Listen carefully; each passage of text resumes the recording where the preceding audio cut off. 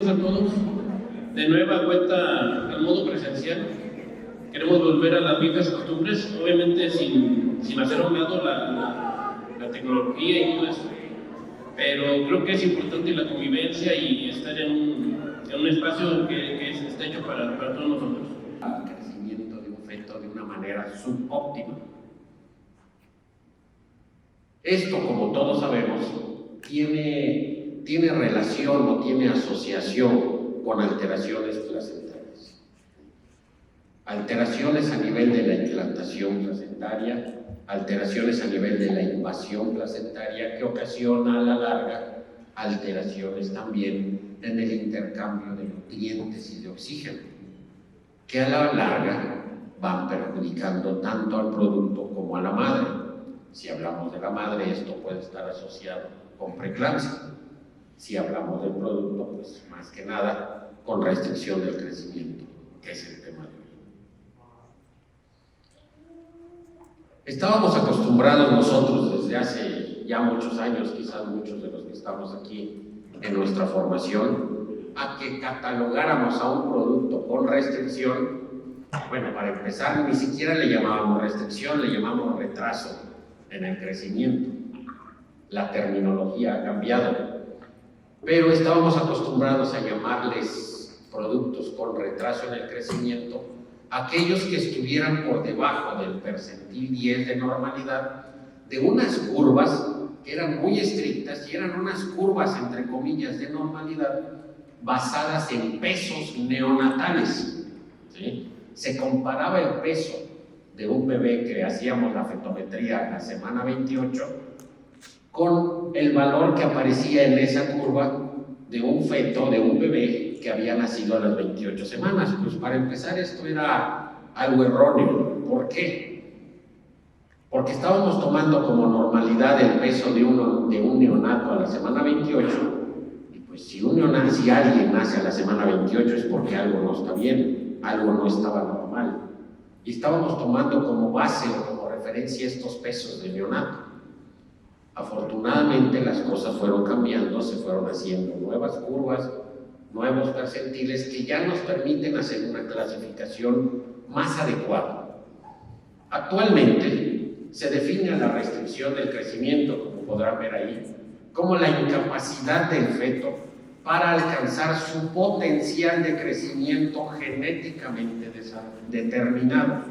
Es importante recalcar esto. El potencial de crecimiento genéticamente determinado. Es decir, no todos los embarazos el feto va a tener un mismo potencial de crecimiento. Podemos saber que un bebé, un feto en Europa puede tener un potencial de crecimiento de alcanzar hasta los 4 kilos o 4 kilos 500.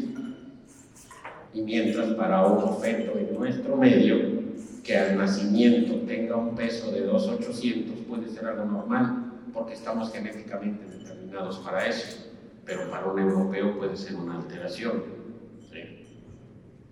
Y es por eso que en base a la clasificación se ha determinado que para decir que un bebé, que un feto tiene restricción del crecimiento, a aquellos cuyo peso se encuentra por debajo del percentil 10 o su circunferencia abdominal se encuentra por debajo del percentil 10 de crecimiento. Pero no solo abarca estos dos parámetros, incluye también aquellos fetos cuya variación con respecto a la valoración anterior haya caído 2 desviaciones estándar en la curva de crecimiento. ¿A qué se refiere con esto? A que, por ejemplo, tenemos un bebé que hicimos fetometría hace 2 meses y su percentil de crecimiento estaba en el 60, pero la vemos el día de hoy y tiene un percentil de crecimiento en el 14. Podemos decir que en sentido estricto podría estar normal porque su peso está por arriba del percentil 10. Pero esa pérdida de percentiles tan importantes de la 60 a la 14 hace que tenga una pérdida de más de 2 desviaciones estándar y por lo tanto estos bebés también deben ser catalogados como patológicos y deben ser vigilados. Todos sabemos las grandes o las graves consecuencias que puede tener un bebé con restricción del crecimiento, ya que esto tiene alto impacto sobre los indicadores de salud.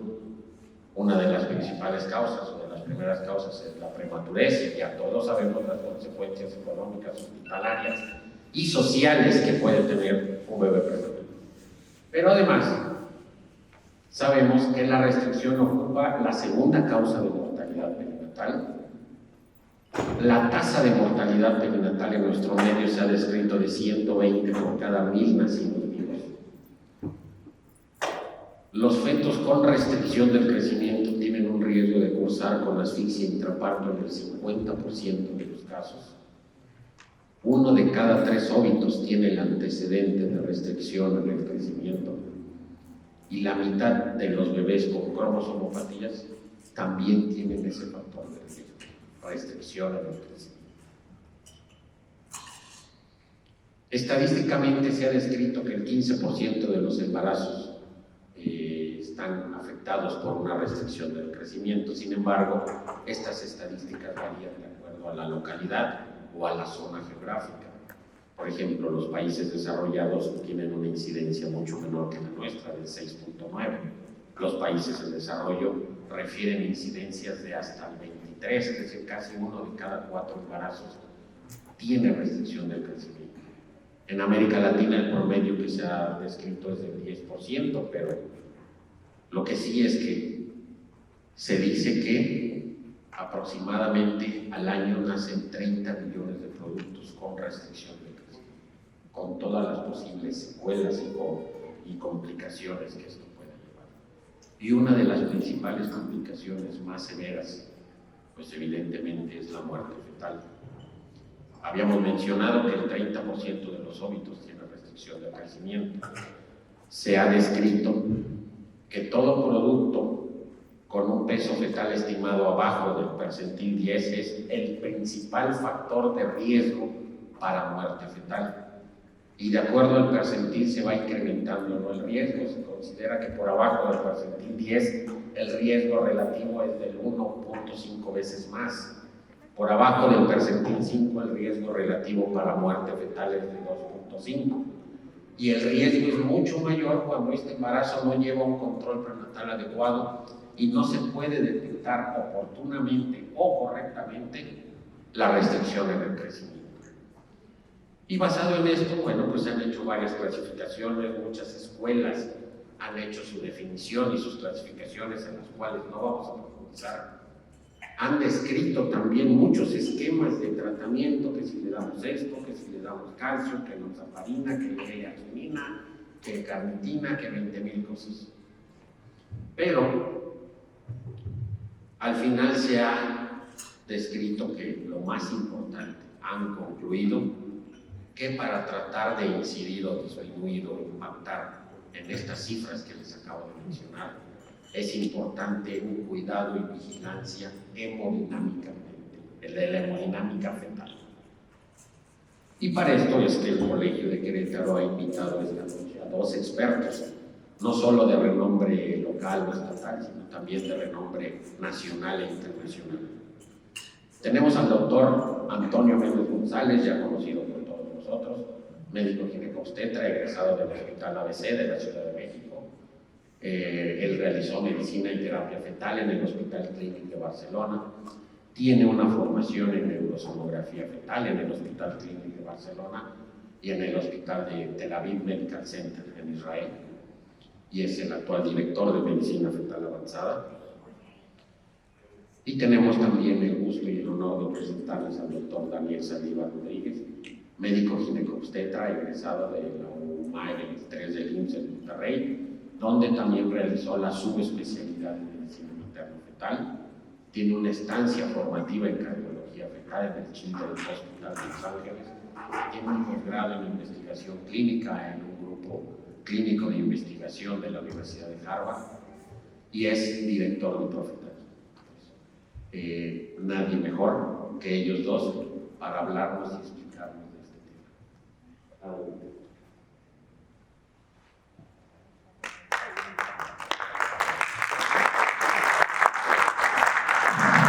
Gracias, buenas noches a todos. Bienvenidos, ya hasta me siento raro estar aquí parado después de tanto tiempo que no existía esto, ¿no? Bienvenidos a todos al colegio. Hay muchas caras nuevas, mucha gente que hace muchos años que no venía al colegio. Les agradezco a Daniel José, Guillermo Herbert, Daniel Saldívar.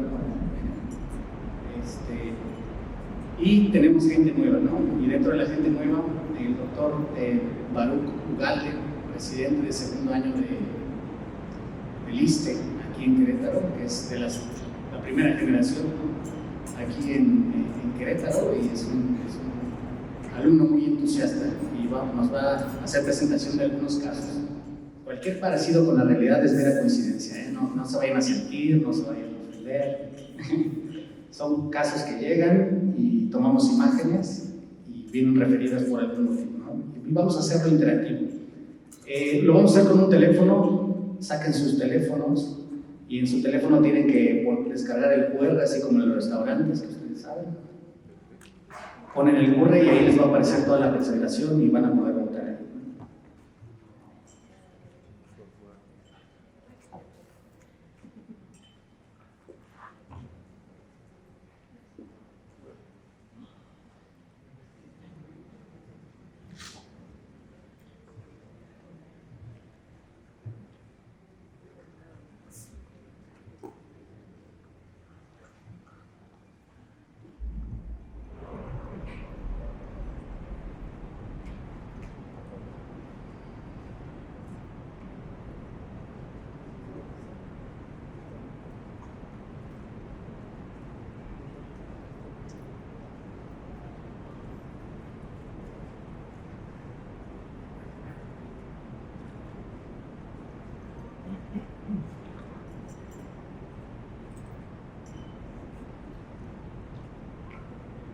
Pueden escanear, por favor, el QR.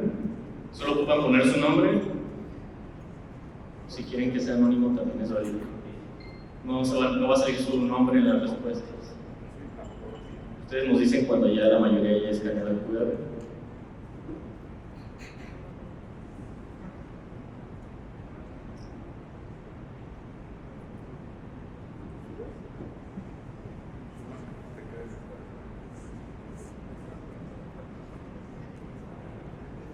Les va a abrir un link en una página, solo ponen su nombre y van a esperar a que esté activa la sesión. Igual van a poder ir viendo la presentación en su celular.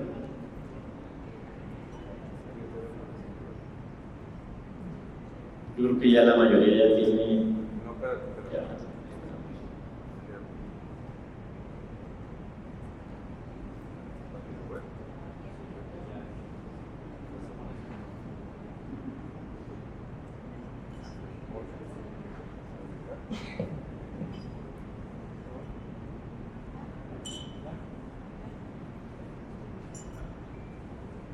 ¿Ya? ¿Cuál más falta? ¿Por allá atrás sí pudieron o...? Sí. Ya, vamos a empezar. ¿Anden?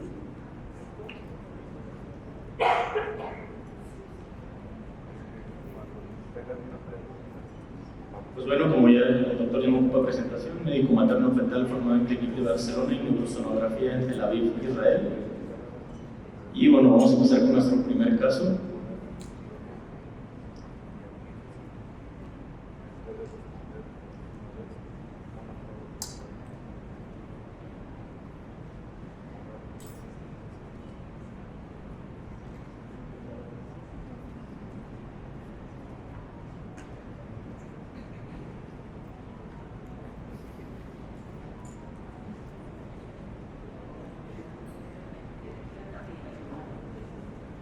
Bien, pues tenemos una paciente de 28 años de edad, gesta 3, partos 2, embarazos previos sin complicaciones, llegaron a término con un peso adecuado al nacer y durante el embarazo, sin antecedentes familiares o personales patológicos de importancia.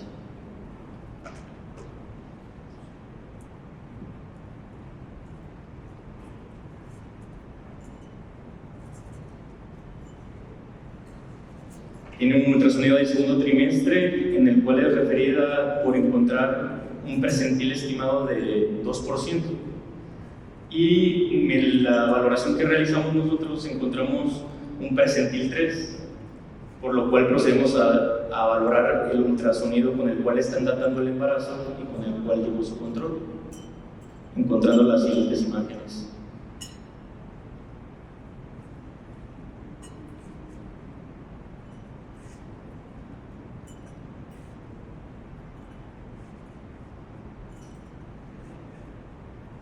Aquí pueden ver las imágenes con las cuales se dató el embarazo.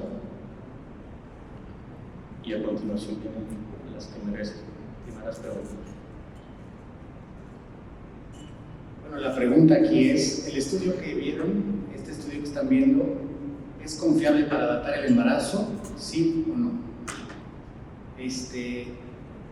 puse el nombre, venía del doctor Paredes, un doctor Paredes por ahí. Gracias. No, ¿es un estudio confiable para datar el embarazo? Pues si se fijan, tenemos un feto que está midiendo la translucencia en una posición extendida, midiendo la longitud cráneo-cauda en una posición de frente, medio oblicua. Entonces, es lo primero que nos encontramos y lo que pensamos es, no tiene un estudio confiable en primer trimestre, ¿no? Entonces, al no tener un estudio confiable en primer trimestre, lo que tengo que hacer es datar el embarazo de acuerdo a lo que tenemos ahora en el segundo trimestre. Recuerden, para datar un embarazo, primero longitud cráneo-cauda en primer trimestre. Si la paciente no les llegó en segundo trimestre, el mejor método es la circunferencia cefálica. Y si la paciente no les llegó hasta el tercer trimestre, estamos en problemas. ¿Por qué? Porque no vamos a poder datar el embarazo. Hay gente que dice que lo podemos datar en base al perímetro cefálico y a la medida del cerebelo. El cerebelo puede ser un buen parámetro a veces para datar el embarazo, pero no siempre es confiable porque el cerebelo también puede ser pequeño. Entonces, estos son los tips. Uno, una buena longitud cráneo-cauda. Si no tengo, en segundo trimestre perímetro cefálico, y si no tengo, en tercer trimestre perímetro cefálico. La mayoría de ustedes contestó que no, efectivamente, estas no son imágenes para datar el embarazo. Vamos a pasar al siguiente.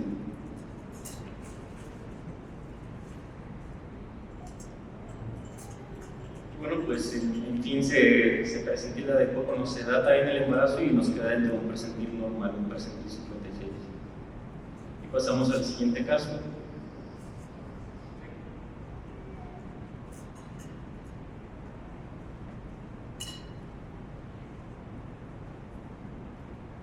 Una paciente de 34 años, primigesta, sin antecedentes familiares o personales patológicos de importancia, solo cursa con obesidad de primer grado desde antes de su embarazo.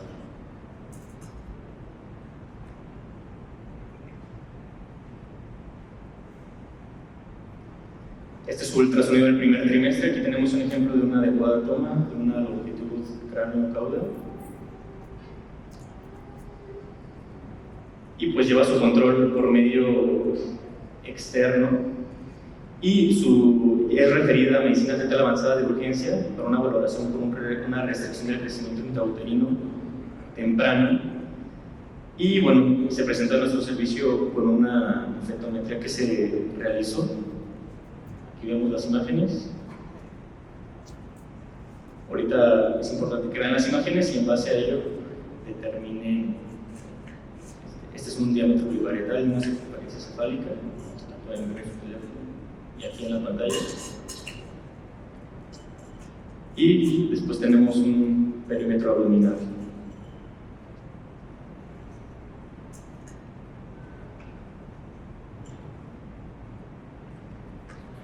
Aquí vean el perímetro abdominal. Vean y valoren las imágenes.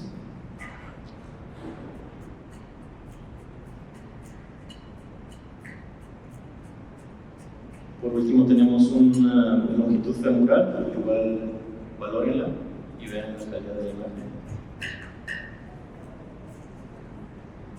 Y aquí tenemos el reporte, ¿no?, con el cual es referida. Pues, obviamente nos muestra un percentil menor al 1%. Y aquí viene la siguiente parte de preguntas. Directo, muy bien, ya todos, ya votaron. Sí, le puse un 4% que dijo que sí es un estudio confiable. Si ustedes ven las imágenes, bueno, ya lo lograron. Si ustedes ven las imágenes, medir el diámetro biparietal, no tengo que ver el cerebelo, eso es un buen dato, ¿no? Para medir la cabeza, tengo que hacer un corte en donde veas los tálamos exclusivamente y no ver cerebelo. El abdomen, punto de referencia muy importante. Si no mido bien el abdomen, estoy calculando mal el peso. Si yo me equivoco en medir milímetros más o milímetros menos, eso es una escala logarítmica que al multiplicarse me va a dar un error en el cálculo de peso. Entonces, el abdomen, si no tengo estómago, si no tengo seno porta, si no tengo aorta y vena cava vistos, en un corte perfecto, no estoy midiendo bien el abdomen. Y el fémur, la mayoría de nosotros medimos el fémur, a veces por prisa, porque no tenemos tiempo, lo medimos en esta forma, pero lo ideal es que pongan el fémur totalmente transverso y que bajen la ganancia para que vean bien de dónde a dónde va el hueso. Entonces, si yo mido estas tres perfectamente y lo calculo mediante el Hadlock, que eso lo tienen todos los ultrasonidos lo calculan por Hadlock y es lo que utilizamos actualmente, no ha cambiado, eso es desde los años 70 y sigue siendo lo mismo, medir por Hadlock. Las dos consultas más frecuentes es la imagen que vieron al principio, un embarazo mal datado, no es una restricción, y la otra consulta es un embarazo donde no estoy midiendo bien, es la siguiente consulta, son las más comunes. Y ahora sí, las siguientes son las que están bien medidas, las que están bien datadas, esas sí las catalogamos ya como un percentil bajo. Bien decía el doctor Rego, ¿qué considero peso bajo? Abajo del percentil 10. Eso es peso bajo. ¿Qué considero restricción de crecimiento? Los primeros 3 lugares. O del lugar 3 al 10 con alteraciones del Doppler. Eso es restricción de crecimiento. Estas son las dos causas más comunes de envío a una unidad. Pero recuerden, si da también el embarazo con ultrasonido trimestre, si mido bien, ya puedo entonces sí hacer un diagnóstico de una restricción. Vamos al siguiente caso.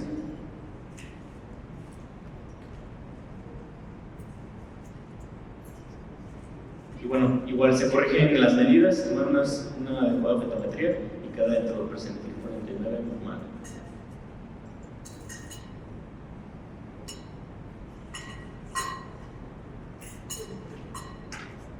Aquí tenemos ahora el caso de un embarazo gemelar. En la siguiente imagen es importante que ustedes determinen,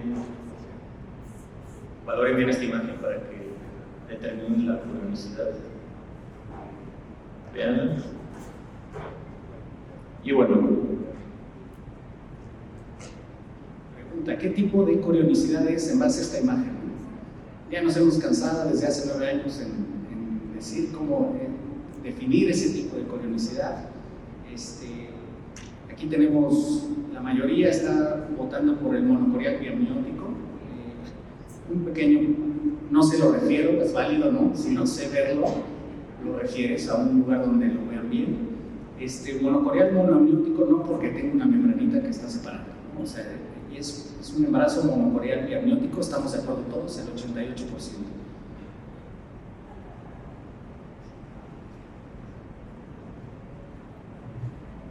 Siguiente pregunta, ¿cada cuánto voy a citar a esta paciente? Primer trimestre, embarazo gemelar monocorial biamniótico. Esta va a tener controversia. Está parejo.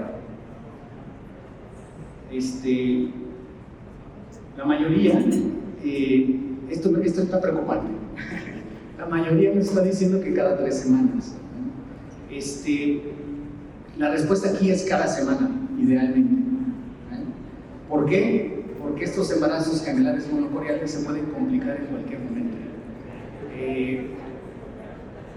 Ahora, yo sé que nosotros cuidamos a veces el bolsillo de nuestras pacientes y no voy a estar citando cada semana a la paciente. Pero al menos cada 2 semanas sí tengo que verla. Lo que sí no puedo es verla cada mes, porque si pasa un mes, llega después con óbito de 1 o de 2, cuando tal vez pudimos hacer algo al respecto.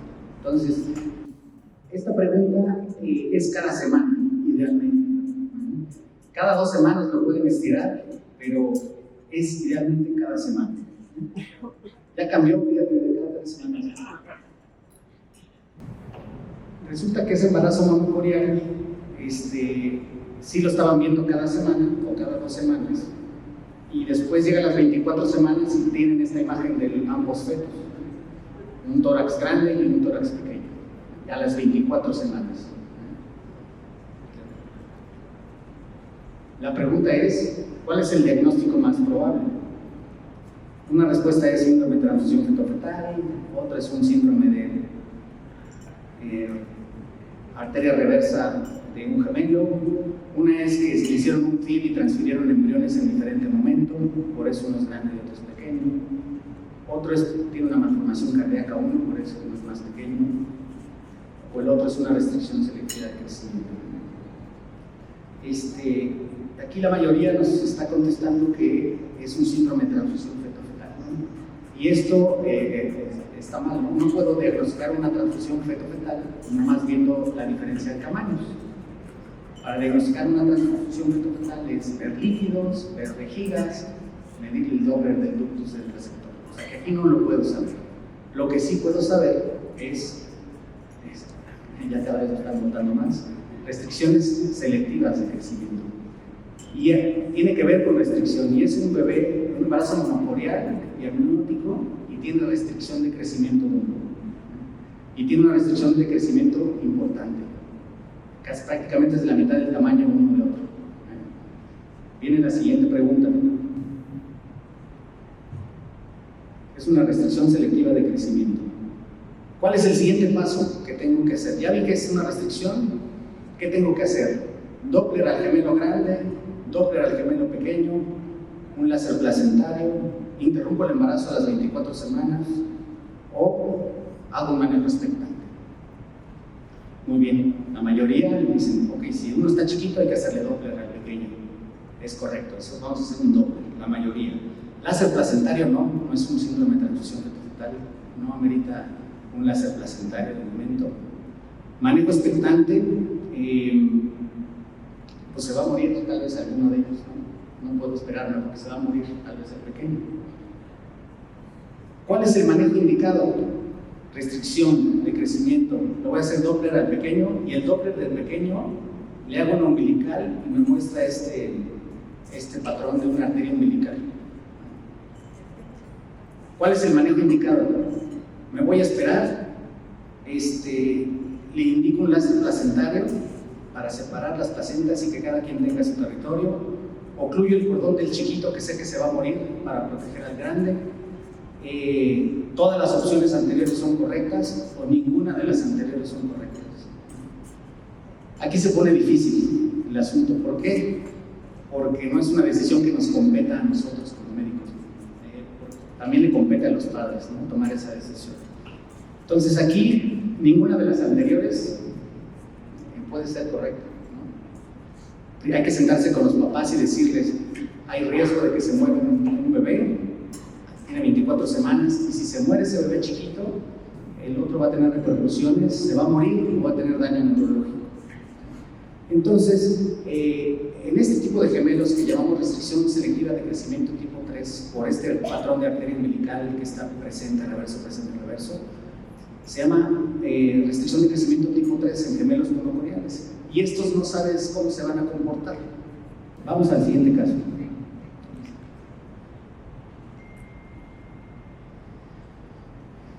Va a ser igual un caso similar de gemelos. Se carga la imagen. Igual atentos a la siguiente imagen. Igual van a terminar con ionicidad.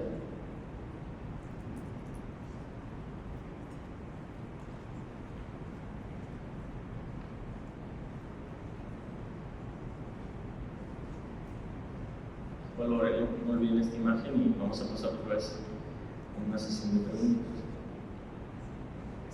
Esta de cajón 100%, ¿no? ¿Qué tipo de embarazo gemelo es? Todos. Eso. 100% solo ha contestado uno, ¿verdad? Es un embarazo gemelar bicoreal biamniótico, ¿vale? Es el signo de lambda. solo lo puedo determinar hasta antes de las 15 semanas. O sea, cualquier embarazo gemelar, si no veo estas imágenes, ya es imposible saber qué gemelos son. Entonces lo que les toca decirles, ¿sabes qué? Tu embarazo es monocoreal hasta no demostrar lo contrario. Entonces así manejamos. Ahora, este es un embarazo bicoreal biamniótico. Hay unos que dicen no se lo refiero, se vale, ¿no? Hay unos que se vale. Ahora, de este embarazo tenemos un gemelo, la misma imagen, imagínense el mismo escenario, pero a las 28 semanas, que en teoría ya es viable un embarazo. 28 semanas y tenemos esta imagen. ¿Cuál es el diagnóstico? Síndrome de transfusión, síndrome de TAPS, fertilización in vitro con transfusión de diferentes semanas, malformación cardíaca, RCI selectivo.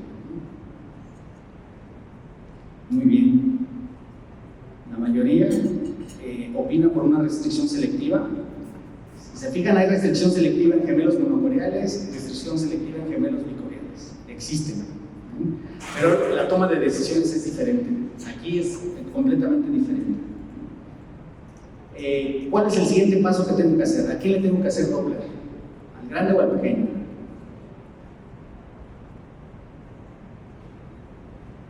Al menor, el 80%, sí. El 80% hay que hacer Doppler al menor, 90 por 93%, perfecto. ¿Cuál es el manejo indicado? Le hago el Doppler al pequeño y tengo una arteria umbilical ausente y tengo un ductus venoso reverso del chiquito. Tiene 28 semanas de embarazo. ¿Cuál es el manejo? Expectante, veo qué pasa, sé que con ese Doppler se va a morir. Láser placentario no, porque no son monocoreales. Ocluir el cordón no, porque tampoco son monocoreales, solo se ocluyen los cordones de los que son monocoreales. Cuando quieres interrumpir un embarazo en un bicoreal, inyectas KCL en el gemelo que quieres que no tenga latido. Y cuando quieres que ya no vive un bebé gemelar monocoreal, tienes que ir a ocluir el cordón, o sea, es diferente. ¿Interrumpir el embarazo o ninguna de las anteriores? La mayoría de lo que está contestando interrupción del embarazo. Son 28 semanas. ¿Qué bebé de 28 semanas va a vivir en Querétaro? En el ISSSTE, en el IMSS, en el niño y la mujer, en el Ángeles, en el San José Mano, doctor. ¿Qué bebé va a vivir a las 28 semanas? Aquí esta opción es debatible, pero ustedes pueden decir, puedo tener un manejo expectante, se va a morir un gemelo, ya lo sé, pero me va a quedar el otro, y el otro no tiene repercusión. Si se muere este gemelo, el otro gemelo no se afecta, al revés de los otros gemelos, el otro sí se afecta. Entonces aquí se vale decirles a los papás, manejo expectante, sé que se va a morir, y si se muere el gemelo, ¿cuál es el riesgo que pueda tener esa mamá? Los libros te dicen que puede hacer coagulación intravascular diseminada, que se altera el fibrinógeno, etc. Nunca me ha tocado un caso de esos, nunca. No sé si a ustedes les ha tocado un caso de un embarazo gemelar bicoreal donde hay alteración de la coagulación después de muerte de un gemelo. Nunca. Está escrito en la literatura, pero nunca ha sucedido eso. O sea, estos dos manejos son controvertidos. Ahora vamos al último caso para seguir con la insuficiencia placentaria que nos va a dar la miel. Embarazo de 22.1 semanas, crecimiento en percentil 1 y Doppler normal, y se encuentran esas imágenes. Esas imágenes, esta de aquí, es un intestino que está muy ecogénico, y esta imagen de aquí es una placenta grandota y calcificada, y tiene 22 semanas. Y está el bebé en un percentil 1, está bien datado, está bien medido. La pregunta aquí es, ¿cuál es el diagnóstico más probable? Bebé con restricción, con intestino ecogénico y con placenta grandota. Eso. Muy bien. A ver, parejo. RCU temprana, RCU más sospecha de infección. Los dos tienen razón, los dos son restricción temprana de crecimiento. Antes de 32 semanas son restricciones tempranas. Pero aquí tengo sospecha de infección. ¿Por qué? Porque tengo calcificaciones. En placenta tengo una placentomegalia y tengo intestino ecogénico. Esa fue muy pareja. ¿Cuál es el siguiente paso si tengo un bebé con restricción y sospecha de infección? Manejo expectante, doy un tratamiento, realizo amniocentesis para buscar citomegalovirus, realizo amniocentesis y estudio genético para síndromes o interrumpo el embarazo. En otros países aquí interrumpen el embarazo. ¿Por qué? Porque si piensan que tiene una infección, lo interrumpen. En Israel, por ejemplo, les daba pavor el citomegalovirus, interrumpían el embarazo con citomegalovirus, los interrumpían. Allá que se puede, ¿no? Aquí en México no. Aquí en México no. La mayoría sí dice hacer amniocentesis y PCR en líquido para citomegalovirus. La pregunta es, ¿para qué le voy a hacer eso? ¿Existe un tratamiento? Si lo detecto, si me sale positivo, ¿existe un tratamiento?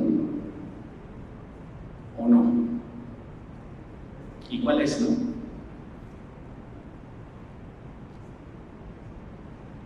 Esa pregunta me gustó porque aquí quiere decir que todavía no estamos tan bien informados. Sí existe un tratamiento. Existe un tratamiento y con ese que se llama valaciclovir. A dosis muy altas, 8 gramos por día. Es una dosis altísima. Pero puede mejorar la vida del feto, puede disminuir el riesgo de desarrollo neurológico y el riesgo de sordera de ese bebé con restricción. Entonces, ¿para qué voy a hacer un panel de infecciones? ¿Por qué? Porque sí existe un tratamiento. ¿Cuál es la infección más común en nuestro medio? Aquí en Querétaro y en todo México, citomegalovirus. ¿Por qué no lo vemos tanto? Porque no lo buscamos.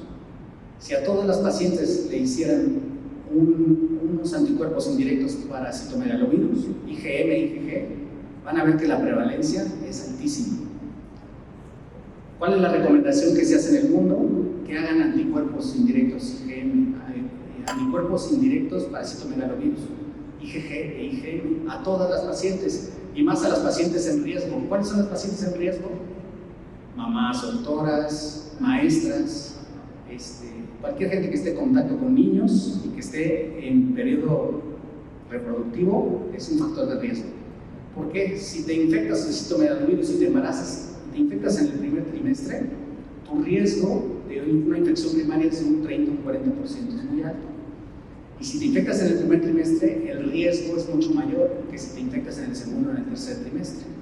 Por lo tanto, el detectar yo una infección ya en el segundo o tercer trimestre ya es muy tarde. La tengo que detectar desde el primer trimestre. ¿Cómo la detecto? Le hago anticuerpos indirectos, IgM. Si me sale IgM positiva, sabes que estás en contacto. Si me sale IgG positiva, estuviste en contacto, no sé hace cuánto tiempo, entonces tengo que hacer avidez de IgG para saber en dónde estoy. Y si encuentro que sí está positivo y tengo que dar el tratamiento con valaciclovir, y les va muy bien, disminuyes sorderas, disminuyes restricciones, disminuyes problemas neurológicos. Y listo, Dani. Esto era para mostrar un poco que hay restricciones de crecimiento que pueden ser de causa genética, como esta que están viendo aquí. Es un peso, una restricción de crecimiento con un Doppler normal. Ojo, cuando tengan restricciones de crecimiento y tienen un Doppler normal, dicen está chiquitito, pero el Doppler es normal, por Árabe síndrome. O sea, tiene un problema genético de fondo. Entonces, cuando digan es que no me cuadra, ha sido todo normal, Doppler normal, percentil 1, y este bebé, bueno, tiene polidramios, la carita no es normal, tiene las manitas en garra, es restricción de crecimiento, pero tiene una trisomía 18, ¿no? Entonces, el mensaje aquí es, todo bebito con restricción de crecimiento, primero, temprana, hay que descartar enfermedades genéticas, hay que descartar enfermedades infecciosas, hay que hacer un buen estudio de ultrasonido, hay que datarlo bien. Y la siguiente parte que va a dar Daniel ya es respecto a la placenta, ya problemas placentarios o problemas un poquito más del día a día. Muchas gracias.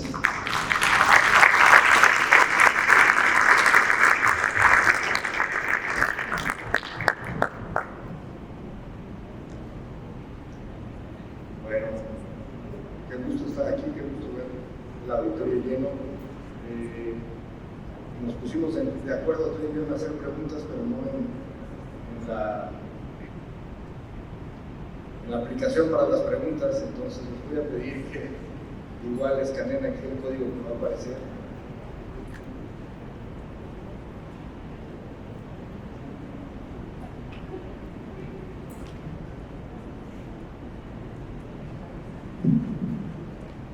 Entonces, por favor, pueden meterse a la página slido.com y poner este código o escanear el código como hicieron en el caso anterior. En cada pregunta que haga va a salir ese código, entonces igual si no la van a meter. Ahorita voy a hablar del tema de restricción de crecimiento y va a ser la misma modalidad, casos clínicos, de cosas con las que nos enfrentamos día a día. Son 4 casos clínicos, voy a tratar de hacerlo lo más rápido que se pueda sin también pasar por alto cosas importantes. Quiero empezar con 3 preguntas, ¿sí? De forma general, esto no es de si están bien o mal. ¿Qué tan seguido tienen contactos con fetos de peso bajo? La gran mayoría o contesta ocasionalmente o muy seguido, y es muy difícil que alguien viendo embarazos no vea fetos con peso bajo. Por lo menos el 10% de los fetos que veamos va a estar abajo del percentil 10, con lo cual esos son candidatos a hacer una investigación sobre restricción de crecimiento. ¿Cuál es su actuar en forma general? Yo sé que hay que individualizar cada caso, pero en forma general, ante un feto con restricción de crecimiento. Me siento cómodo, lo diagnostico y lo vigilo yo solo. Lo envío con algún otro médico con más experiencia, médico materno-fetal, que me dé alguna sugerencia. Lo envío con el médico materno-fetal para que él tome todas las decisiones y ya solo me lo regrese para interrumpir el embarazo en el momento que sea adecuado, o lo envío a una institución pública. Y aquí pues las 2 primeras que creo que es el actuar cuando uno tiene dudas ante una patología que aunque es frecuente no es tan fácil manejo, pues siempre solicitar ayuda creo que es una buena idea. Y respecto a la patología en general, ¿cuál es su sentir acerca de estos problemas? A lo mejor le damos más importancia de la que creemos, a lo mejor son solo bebitos que nacen pequeños, pero una vez naciendo se resuelve el problema. Aquí pueden contestar 2 o 3. Y pues exactamente las que están saliendo en primer lugar, es de las primeras causas de mortalidad perinatal, como dijo el doctor Robledo, y tiene consecuencias no solo a corto plazo, y ahorita lo vamos a ver, a largo plazo. Ultrasonido de tercer trimestre lo pedimos a todas, lo individualizamos. ¿Qué pensamos de acuerdo al ultrasonido de tercer trimestre? Esta es una de las controversias que existen. No pienso resolverla ahorita porque no se ha podido resolver en mucho tiempo, pero bueno, les voy a dar algunos bases para que ustedes puedan tomar una decisión de si solicitar un ultrasonido a todas sus pacientes o solo a aquellas con riesgo. Vamos directo al primer caso clínico. Es una paciente sin antecedentes de importancia, gesta 2 por una cesárea, un ultrasonido completamente normal en primer trimestre, riesgo bajo de preeclampsia, riesgo bajo de síndrome, riesgo bajo de restricción de crecimiento. En segundo trimestre, todo normal, percentil 19, estructuralmente normal, no datos de los que aparecen en el segundo trimestre en cuanto a síndromes, IP normal de arterias uterinas. Y llega al estudio del tercer trimestre, a pesar de ser una paciente de bajo riesgo, se envía al estudio del tercer trimestre, y es un feto de 31 semanas que apenas llega al kilo, 1,1 kg, está en percentil 1, y evidentemente la fetometría va a dar la salida baja. Con esa información ustedes podrían dar un diagnóstico. ¿Cuál es el diagnóstico en este caso? Puede ser pequeño para la edad gestacional, tener restricción de crecimiento de entrada, a lo mejor el peso es adecuado, ¿no? y el percentil está mal ahí, o necesitan más información, pues en 100% hasta ahorita con esta restricción de crecimiento, porque es un percentil 1. ¿Sí? Y uno de los temas más controvertidos empieza desde el diagnóstico, desde los criterios. Y si yo me pongo a buscar las guías de los principales grupos de Estados Unidos, de Inglaterra, de Australia, de Francia, van a tener diferentes criterios en lo que todos, o la mayoría, o todos, están de acuerdo. Es que un feto con percentil abajo del percentil 3 tiene restricción del crecimiento, ¿no? Entonces este feto está en percentil 1, entonces no necesito el Doppler para saber que es un feto con restricción del crecimiento. Hay un tipo de investigación clínica que se llama procedimientos Delphi. Los procedimientos Delphi tienen como objetivo, precisamente en estos temas en los que no hay acuerdo entre grupos, convocar un panel de expertos para que nos ayuden. A este panel de expertos se les hacen preguntas y se hace un consenso sobre temas en controversia. En este caso, la definición de restricción del crecimiento. Y en este caso, la mayor parte de los expertos está de acuerdo en clasificar la restricción del crecimiento placentario en dos tipos, temprana y tardía, con base en qué semana se empieza el problema y no en qué semana se realiza el diagnóstico. Y bueno, circunferencia abdominal abajo del percentil 3, peso fetal estimado abajo del percentil 3, o ambas abajo del percentil 10 más Doppler, es en lo que todos los expertos acordaban que era restricción del crecimiento. De nuestra paciente en el Doppler, vemos que es un Doppler completamente normal. Las uterinas siguen normales, a pesar del percentil 1, cerebral media, arteria umbilical. ¿Cada cuánto realizo la vigilancia de este feto? Cada semana midiendo el líquido amniótico y perfil biofísico, viendo cómo está creciendo. Cada semana con Doppler, cada 2 semanas, o continúa con un control prenatal.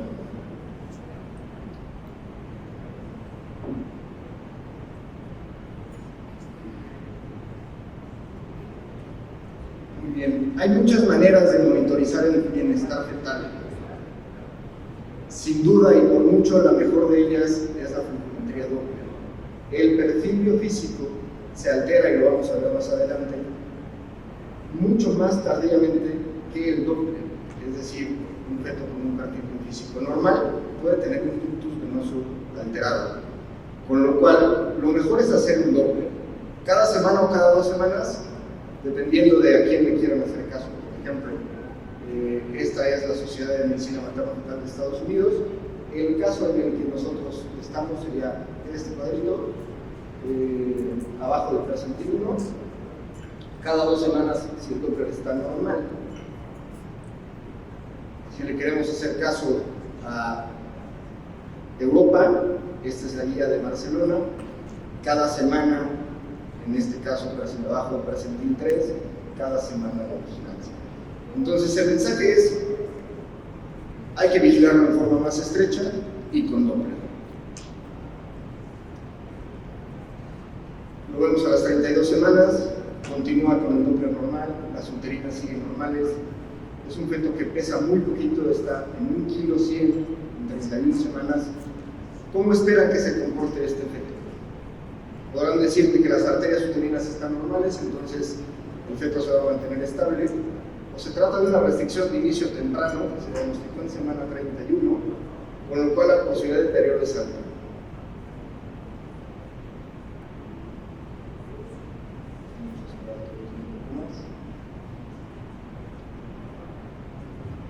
Y hasta ahorita gana que se trata de una restricción de crecimiento temprano y la posibilidad de deterioro es alta. Y eso tiene lógica porque tenemos muy en mente este cuadrito. Restricción temprana, empieza a afectarse el crecimiento, después se altera el Doppler umbilical, el Doppler cerebral, y después pasamos ya a un estado de descompensación en el que se altera el ductus venoso. Y fíjense, apenas aquí se empieza a alterar el registro radiotopográfico, después estos bebés entran en falla cardíaca y mueren. Entonces lo esperado es que este feto se deteriore, con lo cual tenemos que vigilarlo de forma muy estrecha porque está en semanas de viabilidad. 33 semanas, pesa como 200, Doppler normal. 34 semanas, subió 150 gramos en esta semana, Doppler normal. 35 semanas, Doppler normal. 36 semanas, Doppler normal. Nace en semana 37, pesa 1,7 kg. se queda un par de semanas en incremento en peso y talla, se va de alta con su mamá, como si nada hubiera pasado. Un caso que parecía que iba a ser un pronóstico mucho peor, aparentemente sin problemas.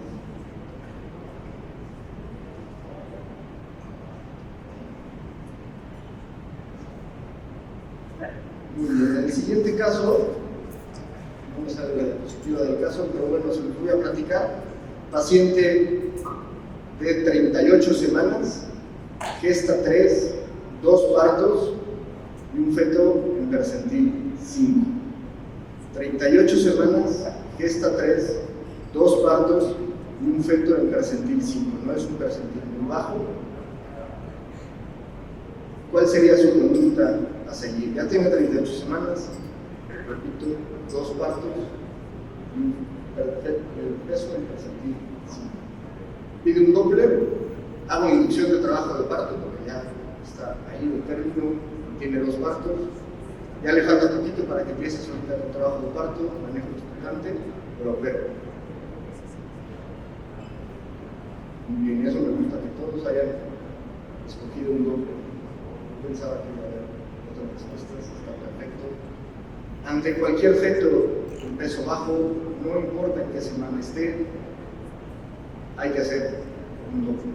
Estas son recomendaciones de los dos principales, de dos grupos muy importantes, de Estados Unidos e Inglaterra. En un feto en peso bajo hay que hacer un Doppler. ¿Okay? Fíjense el Doppler de este feto, 38 semanas. Percentil 5, pero con un ductus pulsátil, una arteria umbilical con un reverso totalmente vasodilatado. Este feto se está muriendo literalmente.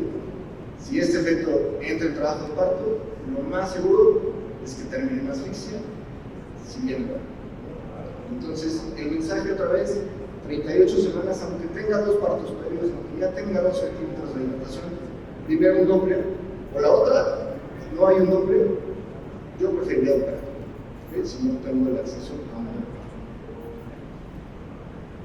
¿Cuál es el diagnóstico? RCI temprano, RCI tardío, severo descompensado o compensado.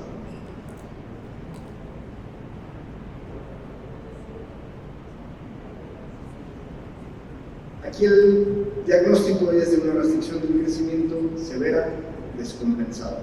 Yo no puedo saber si es un feto con restricción temprana o tardía si solo lo vi una vez a las 38 semanas, porque probablemente este feto está en percentil 6 o 7 desde que tenía 29 semanas. Entonces, la definición de temprano y tardío no va con base en qué semana va el diagnóstico, sino en qué semana empieza el problema. ¿Cambia su forma de pensar en el manejo conociendo la flecometría? Yo creo que sí. O sea, yo creo que a nadie se le ocurriría operar a una paciente con 2 partos en 38 semanas, pero una vez conociendo la flecometría, pues no hay duda de que ese bebé tenía que nacer por vía abdominal. Y fíjense que los bebés con restricción del crecimiento, a pesar de que ese bebé se estaba viendo, como les decía, en vida fetal, nació a 8-9, se va con su mamá, pesó los 600, no un peso tan bajo. Incluso por ahí me llamaron diciéndome, oye, ¿estaba seguro? Ya lo tenía. ¿Estaba seguro de que ese bebé tenía algo malo? Y sí, estamos 100% seguros de que ese bebé tenía algo malo. ¿Qué le debo decir a la pareja? Ya nació perfecto, está muy bien, no necesita más valoración que recién nacido sano. El riesgo de muerte perinatal parece ser mínimo, pero puede tener consecuencias graves a largo plazo.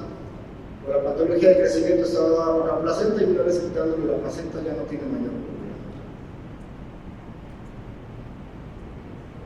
Pues todos estos fetos que tuvieron restricción del crecimiento tienen riesgo muy alto de tener enfermedades cardiovasculares en el futuro, cuando son adolescentes, cuando son adultos.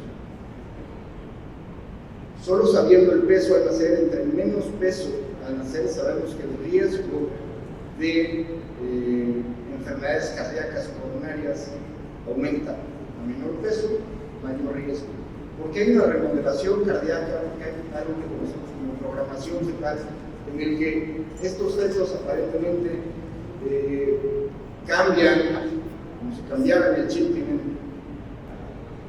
expresión de algunos genes ahorradores que hace que estos fetos a la larga tengan mucho más problemas de obesidad, síndrome metabólico, problemas cardiovasculares.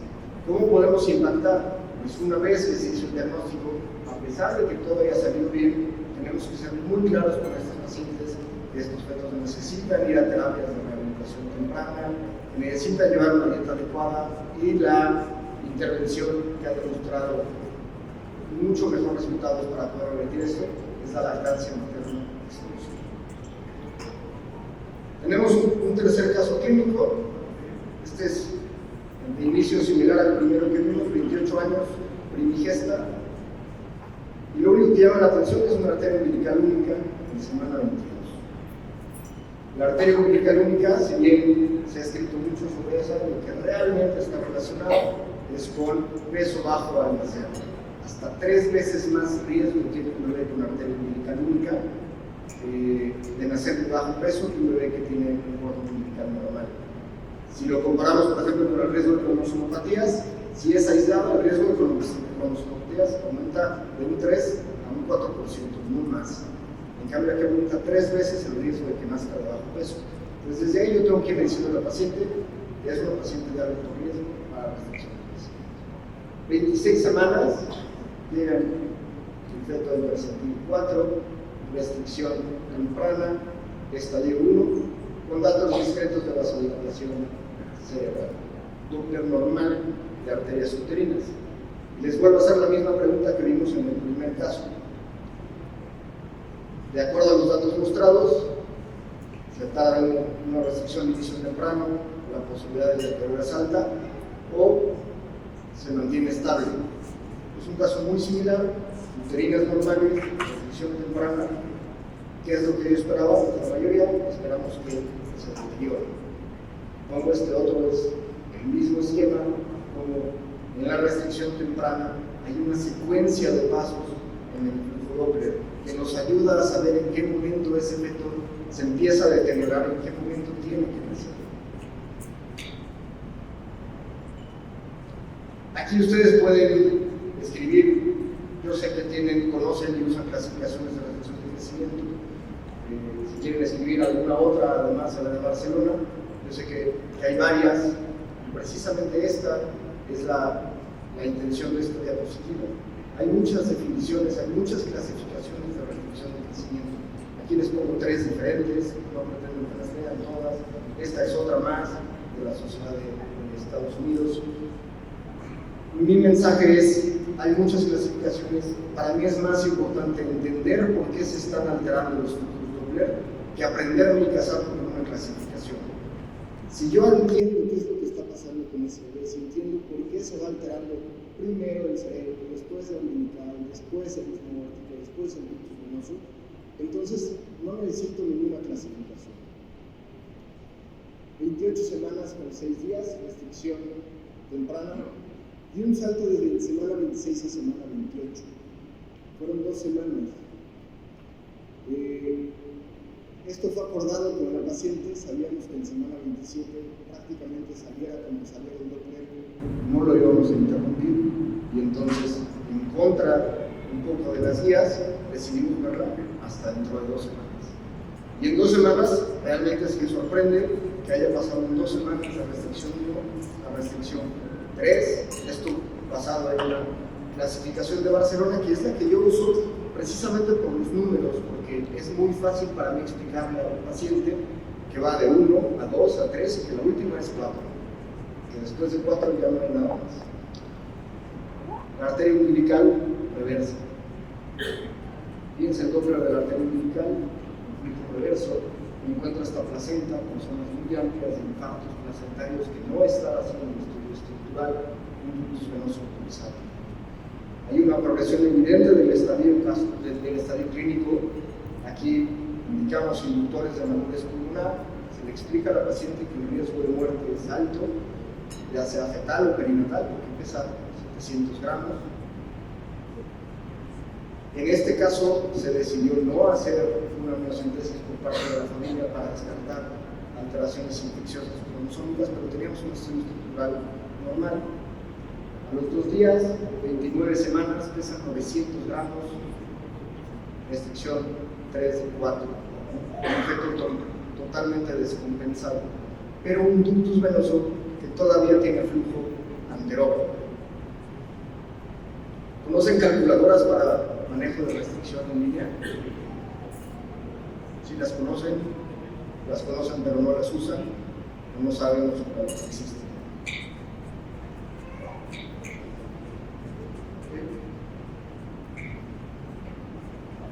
Bueno, pues para los que no sabemos que existen, hay calculadoras disponibles en la página de Clinic de Barcelona. Hay una calculadora que es la que creo que la mayor parte de los médicos materno-fetales llegamos a utilizar. Pero mi mensaje es igual: las calculadoras son una guía, debemos individualizar cada caso. Yo en este caso usé la calculadora. Etapa 3, recomendación, seguimiento 1 o 2 días. Y aún, si no hubiéramos usado la calculadora, estamos en este punto de aquí. Estoy de acuerdo a la Sociedad de Estados Unidos. Umbilical reversa, pero ductus presente. Interrumpir en semana 30, estamos en semana 9. ¿Qué hacemos? Nos vemos en 2 o 3 días. Llega a los 2 días, vómito. Y estos son casos que duelen, como le dices a la paciente, cómo le explicas que la estuviste viendo, que la estuviste siguiendo, que en 2 días fallece el bebé. Es un bebé que pesaba 900 gramos, es un bebé que probablemente naciendo hubiera fallecido también, pero evidentemente te quedas con ese sentimiento que algo pasó, o sea, no es un manejo fácil. Hay que hablarlo muy bien con la familia desde antes. No estamos ante bebés que son chiquitos y nada más, estamos ante bebés que tienen un riesgo de muerte fetal. ¿Qué hubiera hecho yo diferente si me toco ahorita con el mismo caso?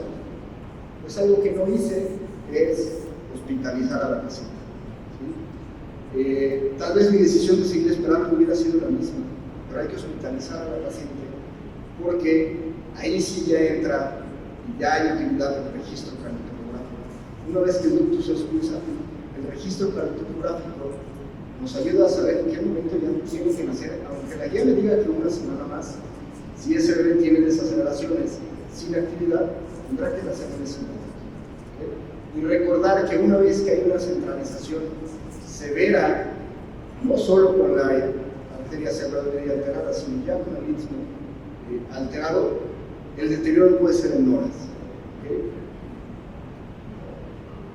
Esta duda de cuándo deben nacer este tipo de bebés que son muy pequeños, que están muy descompensados, que sabemos que si nace se puede morir, si se queda se puede morir, esta duda no es mía ni de Toño, esta duda está todo el tiempo presente en los médicos que vemos restricción del crecimiento.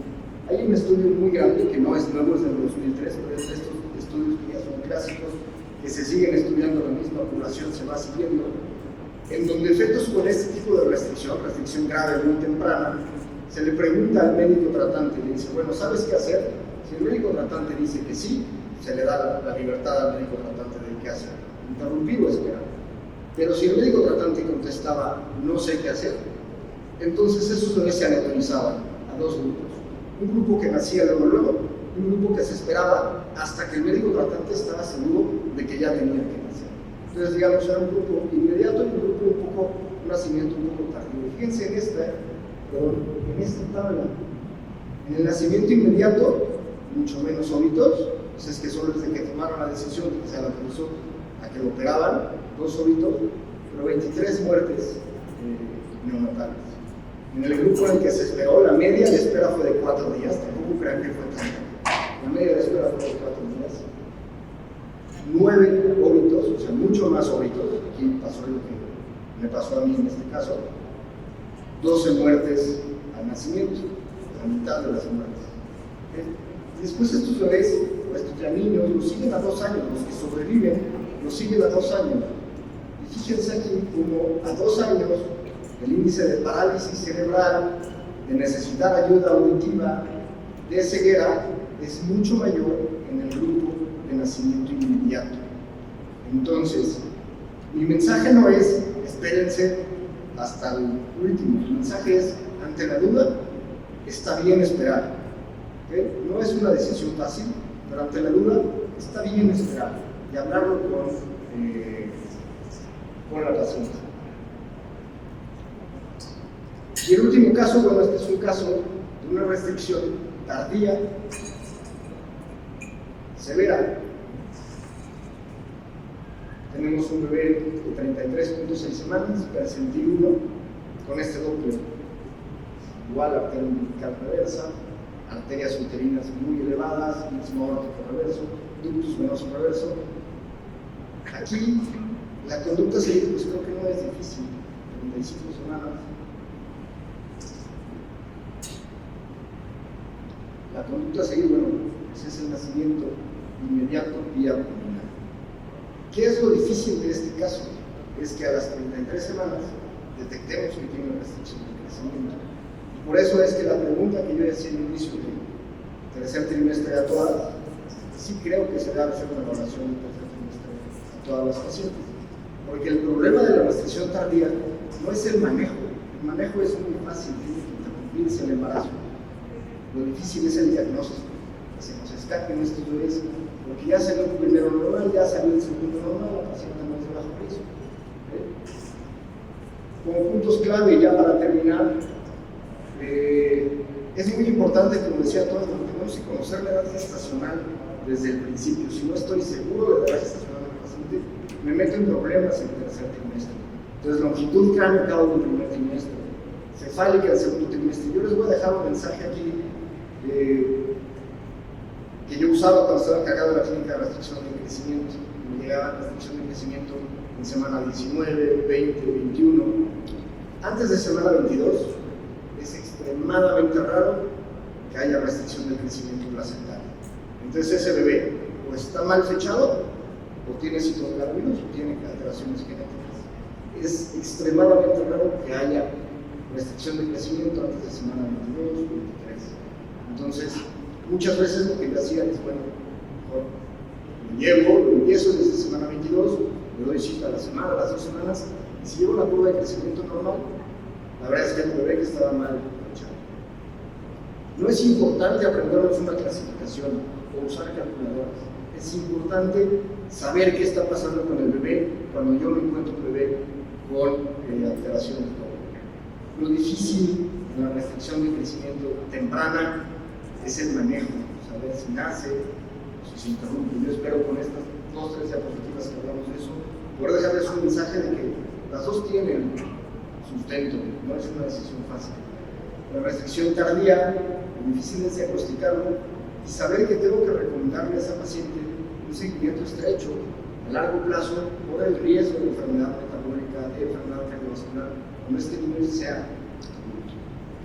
Prevención, pues sí, cuando detectamos riesgo elevado de restricción de crecimiento en el primer trimestre, el uso de aspirina disminuye también la probabilidad de que nazca debajo de peso.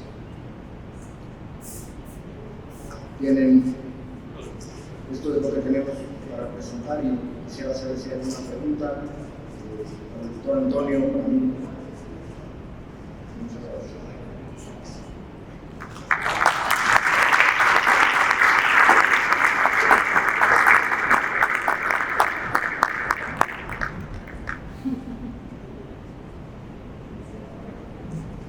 ¿Alguna pregunta de los asistentes? Uno por uno, no todos a la vez.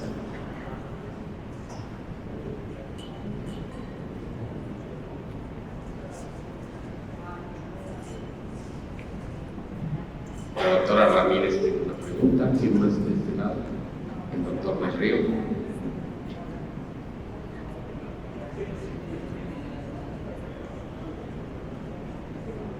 Bueno, para el doctor Méndez, cuando presentaron el caso de gemelar o el amniótico dihorial, pues la vigilancia subiría cada semana.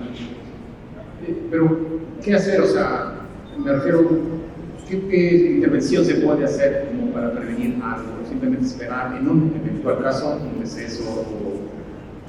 Sí, muy buena pregunta, doctor. Generalmente, Es cada semana porque sabemos que si lo detectamos a tiempo, llámese una restricción selectiva, un síndrome de transfusión fetal, si lo detectamos en los estadios iniciales, podemos hacer algo al respecto con mejor pronóstico para ambos fetos que cuando lo detectamos un poquito más adelante. Es un deterioro que va gradual, poco a poco. ¿Qué es lo que tengo que buscar? Uno es líquidos, si uno tiene más de 8, uno menos de 2, vejiga, si uno tiene vejiga presente y otro ausente, y el Doppler del gemelo pequeñito, o del gemelo receptor. El gemelo receptor tiene alteraciones del Doppler. Si las detectamos, lo que se tiene que hacer es referir a un centro para una intervención fetal. Llámese separar placentas, o un cordón, etc. Pero detectada en el momento, porque la mayoría de las veces se detecta muy tarde y cuando se detecta muchas veces ya llegan en estado premortem, donde ya es difícil hacer algo por ambos. Cuando haces algo por tiempo, tienes un pronóstico de sobrevida de ambos bebés de un 50%. Entonces, es por eso, ¿no? de hacerlo cada semana. Y mi recomendación, al menos con los embarazos monocoreales, es que, aunque todo esté bien y esté normal, siempre digan, siempre hay riesgo. Porque de repente se mueren, son estos bebés que hacen óbito, llegan a la semana 36 y se mueren, y todo estaba normal. Entonces, estos gemelos siempre hacen que nuestras pacientes son, ay, quiero gemelos idénticos. Pero bueno, nadie quiere enfrentarse a esa situación. Buenas noches. Bueno, es pregunta para los tres. En mi experiencia personal, después de COVID, he visto muchas restricciones. No sé si ustedes, le preguntaba a Carlos Rebolledo si ellos en su hospital también estaban viendo eso. Yo creo que las consecuencias post-COVID han sido muy evidentes. Bueno, porque hasta ahorita se encontró la respuesta. Y sí hay afección placentaria en COVID. Y hay una incidencia mucho mayor de fetos de bajo peso. No sé si de restricción de crecimiento, pero sí de bajo peso al nacimiento. Porque también hacen pequeñas trombosis, sí hay afecciones placentarias. Entonces sí aumentó un poco más. Pero incluso no es solo en las pacientes ya embarazadas con COVID, sino después de que pasó la pandemia, están embarazadas ahorita, están haciendo restricción porque tuvieron COVID. Eso sí no lo sé. Sé que las que tuvieron COVID sí hay afección y ya está demostrado. Eso no es solo en las pacientes. Pero las que, no sé, de momento no sé si ustedes saben algo ya de pacientes post-COVID. Eso sí no lo sé. Sé que las que tuvieron COVID. Se ha encontrado aquí dos situaciones. Una, durante el periodo agudo de COVID, un periodo inmediato que sí se ha asociado con una afección placentaria que secundariamente puede causar este trastorno de restricción del crecimiento, con vasculopatías, con aumento de glucosa y a largo plazo se ha asociado con una mayor incidencia de vasculopatías, de trombosis, que la paciente queda con secuelas, inclusive hace poco se estaba describiendo algunas secuelas a largo plazo, COVID de largo plazo le han llamado, problemas de sangrados menstruales, preembarazos posteriores, productos con peso bajo. En realidad no hay mucho publicado sobre eso, sino uno que otro artículo que pudiera estar asociando los efectos colaterales a corto y a largo plazo del COVID con la presentación de una restricción del crecimiento en embarazos posteriores. Creo que pues apenas unos años, falta mucho todavía por investigar y saldrán seguramente muchas publicaciones, pero la asociación no se descarta. COVID por la presentación de una restricción del crecimiento en embarazos posteriores. Por eso apenas unos años, El doctor Nolasco tiene una pregunta. Pero la asociación no se descarta. Gracias. Buenas noches. Yo más que pregunta es un comentario. Yo agradezco la participación y la información que nos combinan nuestros jóvenes doctores. Veo gente muy joven en este lugar. Gracias. Mucho más. Quiero decirles que la obstetricia es una de las especialidades que nos brinda una más satisfacciones. El ver nacer a los doctores, congéneres y dar buenas noticias es lo que más hacemos en esta profesión. No tengan miedo, realmente toda esta información que nos es muy importante y relevante, pero la naturaleza no se equivoca. Realmente hacemos y tenemos que aprender lo que aprendemos con muy buenos resultados. La tecnología obviamente nos obliga pero la naturaleza no se equivoca. Y esto del retraso que hacemos es algo que se ha estudiado y es muy novedoso, muy buenos resultados para la tecnología y ya se llegan a tener estos problemas, estos casos. Pero la mayoría de los casos, de las situaciones que atendemos, todos somos más todavía, no escuché el porcentaje que ven ustedes o que atienden con el caso de crecimiento.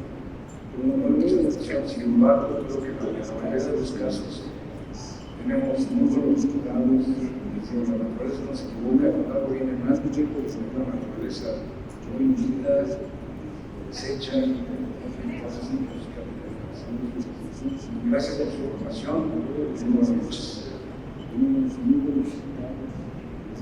Doctor del Río. Gracias. Pues nada, aprovecho para felicitaros a los tres. Aprovecho, es una pregunta difícil a los tres. De alguna forma no ha sido fácil que yo encuentre información de cuál es realmente la evidencia de tratamiento médico, de tratamiento farmacológico. O sea, podemos diagnosticar todo, pero ¿y qué le vamos a dar? ¿Qué me van a dar para felicitaros a los tres? Muchas es una pregunta difícil. Pues sí, es lo que todos quisiéramos, que hubiera un tratamiento, la restricción para mantener los pacientes estos embarazos. El tratamiento que parecía más promisorio es el sildenafil. Parecía muy promisorio en estos casos de restricción temprana y severa. Sin embargo, en el primer estudio grande que se hizo, que hicieron varios pequeños que eran sí es lo que grande que se hizo, los bebés que sobrevivían después fallecían de hipertensión pulmonar. Entonces se suspendió el uso de sildenafil con fines clínicos para restricción del crecimiento y hasta apenas hace unos años se volvieron a retomar esos estudios ya con otras dosis de vigilancia.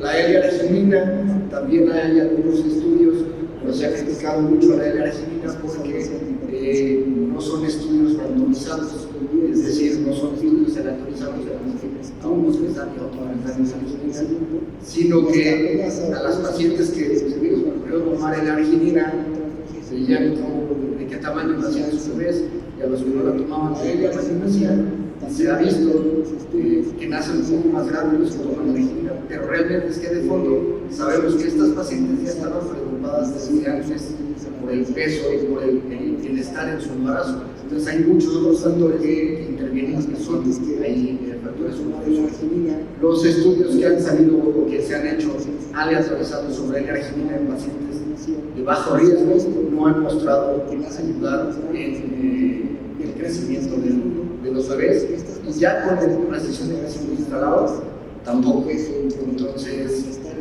pues a pesar de que se está estudiando, hasta ahorita el único manejo con evidencia fuerte es la vigilancia, el decidir en qué momento se deben hacer. De bajo riesgo no han mostrado ayudar en el crecimiento de los bebés, y ya esas enfermedades no hay tratamiento, tampoco.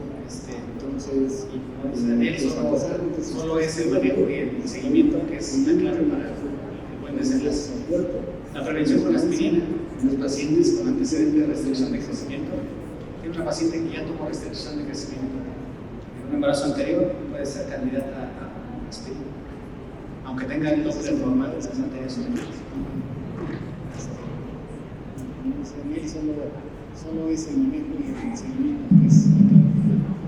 Pues definitivamente siempre la clave va a ser el diagnóstico, independientemente del tratamiento que quieran darle, independientemente de la clasificación que quieran adoptar, independientemente de todo lo que quieran hacerle, lo importante es el diagnóstico. mencionamos en un principio. El hecho de no diagnosticar una restricción del crecimiento implica un riesgo negativo de mortalidad de hasta 5 veces más. Esa es la clave para que podamos obtener buenos resultados.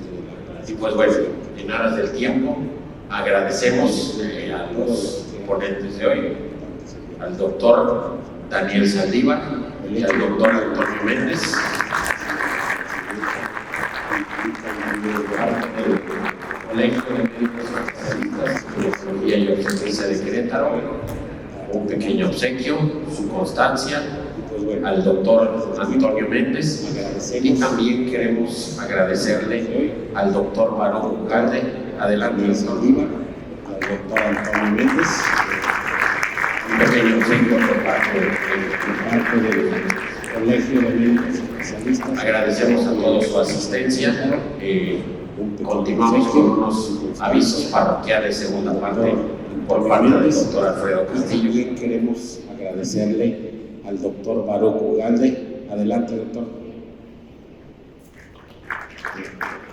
Un pequeño obsequio por parte de